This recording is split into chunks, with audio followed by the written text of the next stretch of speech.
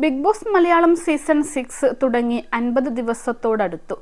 അതിനിടയിൽ physical assault അടക്കം നിരവധി അപ്രതീക്ഷിത സംഭവങ്ങൾ ഹൗസിൽ നടന്നു.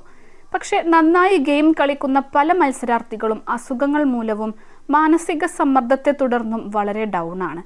അതുകൊണ്ട് തന്നെ ഇപ്പോഴുള്ള ലൈവുകളോ എപ്പിസോഡുകളോ കാണാൻ പോലും പ്രേക്ഷകർക്ക് താല്പര്യമില്ല. 6 വൈൽഡ് കാർഡുകൾ ഹൗസിലേക്ക് എത്തിയപ്പോൾ വീട് ഉണർന്നിരുന്നു. എന്നാൽ ഇപ്പോൾ വീട് വീണ്ടും പഴയ അവസ്ഥയിലേക്ക് തിരികെ പോയിക്കൊണ്ടിരിക്കുകയാണ്. ഇതുവരെ ഹൗസിനെയും മത്സരാർത്ഥികളെയും ആക്റ്റീവാക്കി നിർത്തിയിരുന്ന സിബിൻ വീക്കെൻഡിൽ മോഹൻലാലിന്റെ ശകാരം കേട്ടപ്പോൾ ആകെ വിഷമത്തിലായിരുന്നു. ഇപ്പോൾ വിശ്രമത്തിനായി ഹൗസിൽ നിന്നും സിബിനെ പുറത്തേക്ക് മാറ്റിയിരിക്കുകയാണ് ബിഗ് ബോസ്. അതേസമയം മുൻ ബിഗ് ബോസ് മത്സരാർത്ഥിയും നടിയുമായ തെസ്നി ഖാൻ സീസൺ 6 മത്സരാർത്ഥികളെ കുറിച്ച് പറഞ്ഞ കാര്യങ്ങളാണ് ഇപ്പോൾ വൈറലാകുന്നത്. ജാസ്മിൻ ഗബ്രി ബന്ധം വെറും ഗെയിം മാത്രമാണെന്നാണ് തെസ്നി ഖാൻ പറയുന്നത്. നടിയുടെ വാക്കുകളിലേക്ക്, ഇപ്പോഴത്തെ ബിഗ് ബോസ് സീസണെ കുറിച്ച് ഞാൻ കുറ്റം പറയില്ല. ഞാൻ സീസൺ 2 മത്സരിച്ചിട്ടുള്ളയാളാണ്. ഞാൻ അവിടെ ചെയ്ത പല കാര്യങ്ങളും ടെലികാസ്റ്റ് ചെയ്തിരുന്നില്ല. ആകെ 1 മണിക്കൂറല്ലേ ഉണ്ടാവുകയുള്ളൂ.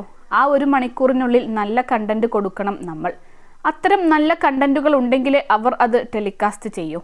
ഞങ്ങൾ ഹൗസിലായിരുന്നപ്പോൾ ഒരുപാട് തമാശ പറയുകയും കസേരക്കളി കളിക്കുകയും ഒക്കെ ചെയ്തിരുന്നു. പിന്നെ ഞങ്ങൾക്കുണ്ടായ ഒരു പ്രശ്നം എന്താണെന്ന് വെച്ചാൽ ഒരാഴ്ച ഗെയിം ഒന്നും ഉണ്ടായില്ല. ഭയങ്കര ബോറായിരുന്നു.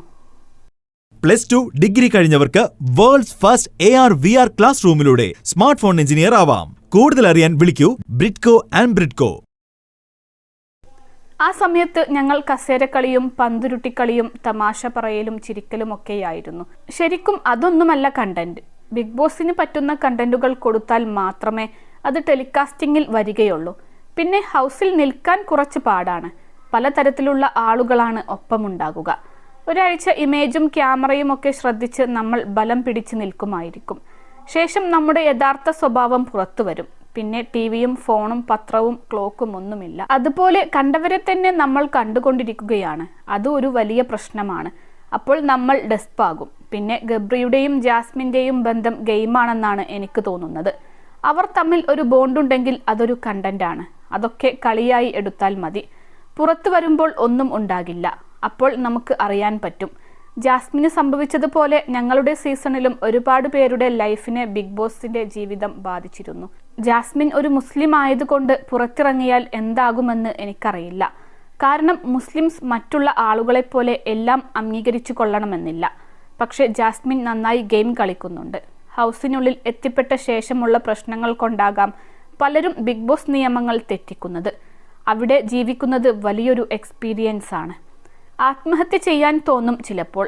ഞാൻ ബിഗ് ബോസിലേക്ക് മത്സരിക്കാൻ ചെന്നപ്പോൾ അവിടെ ആര്യയും വീണയുമെല്ലാം ഉണ്ടായിരുന്നു. പക്ഷെ എവിടെയും വെച്ച് കണ്ട പരിചയം പോലും അവർ എന്നോട് കാണിച്ചില്ല. അതും കളിയാണ്. അവരെ കുറ്റം പറഞ്ഞിട്ട് കാര്യമില്ല. അവിടെ ചെന്നപ്പോൾ ഞാൻ തന്നെ ഞെട്ടിപ്പോയി, സ്റ്റക്കായി എന്നാണ് തെസ്നി ഖാൻ പറഞ്ഞത്. 3 ലക്ഷത്തോളം സന്തുഷ്ടരായ ഉപഭോക്താക്കളും 2 ലക്ഷത്തോളം തിമിര ശസ്ത്രക്രിയകളും പൂർത്തിയാക്കിയ മലബാറിലെ ഏക കണ്ണാശുപത്രി അൽ സലാമ ഹൈ ഹോസ്പിറ്റൽ റോഡ് പെരിന്തൽമണ്ണ.